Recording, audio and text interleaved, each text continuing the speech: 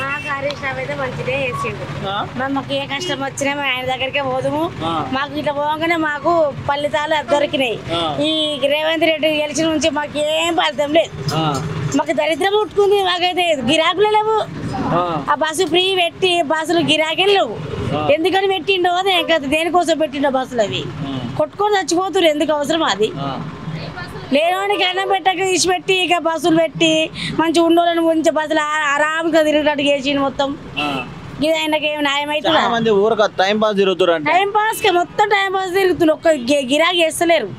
మొత్తం time pass కి తిరుగుతా ఉన్నారు. ఇది ఎందుకు? దేనికి మంచిది?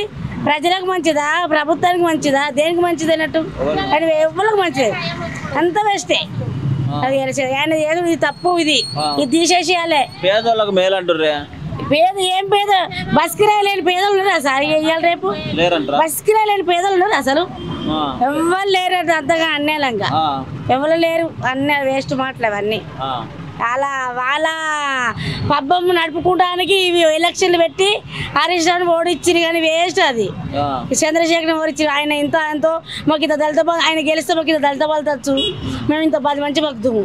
మాకు ఈ పుట్టుబాటు మీద బతుకుతాము. ఆయన అన్నమే. ఇంకా హరీష్ రావు అన్నమే మాకు. ఇది మాకు చేయి గుర్తు అన్నం ఏది లేదు మాకు. మహిళా గ్రూపులలో చూతా మహిళలకు రుణం ఇస్తా అని చెప్పి అవి చూదిస్తలేడు మాకు. రుణం 5 లక్షలు రుణం ఇస్తామని చెప్పిండు. అవి చూడలేవు.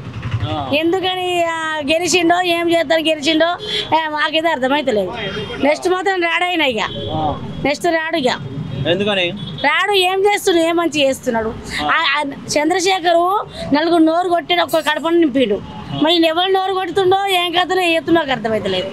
కడప అయితే నింపుతలేదు. ఇప్పుడు హరీష్ రావు మంచిగా అందుబాటులో ఉంటాడు. మాకు అందుబాటులో ఉంటాడు సార్. మేము ఆ సార్ వచ్చినట్టే మేము పోతాం. మా సార్ కలుసుకుంటూ వస్తాం.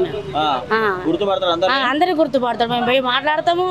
మాకు నమస్తే పెడతాడు. మంచిగా మాట్లాడతాడు. ఇట్లా రోడ్డు పంట ఒక నమస్తే పెడితే మాకు నమస్తే ఇచ్చుకుంటూ పోతాడు ఆయన.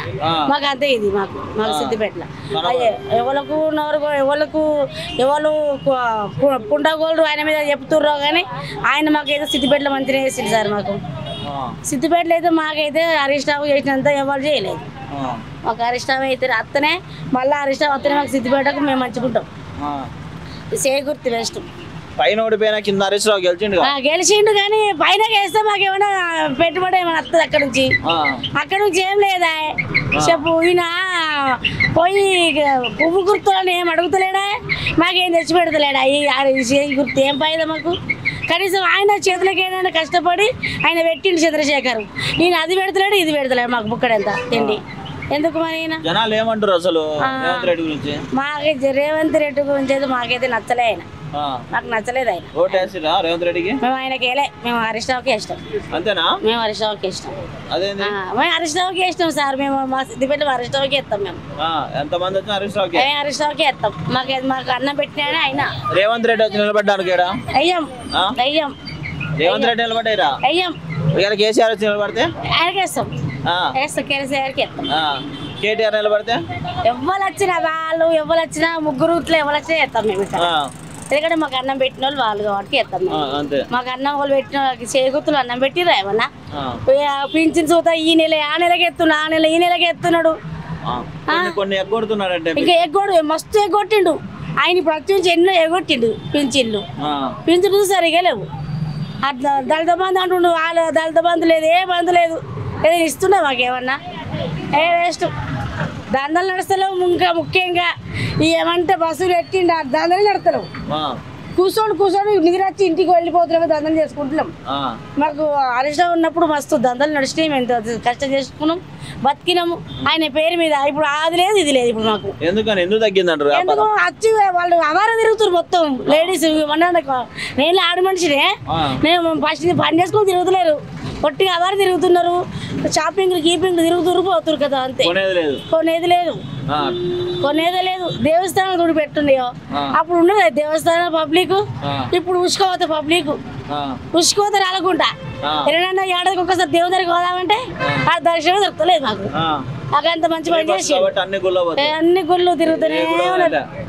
మొత్తం మూలకు నడుతూ ముంగడచ్చారు. ఇప్పుడు ఏడాదికి ఒక్కసారి బయట రోజు తిరుగుతుర్రు. ఇక అట్లున్నది ఇప్పుడు.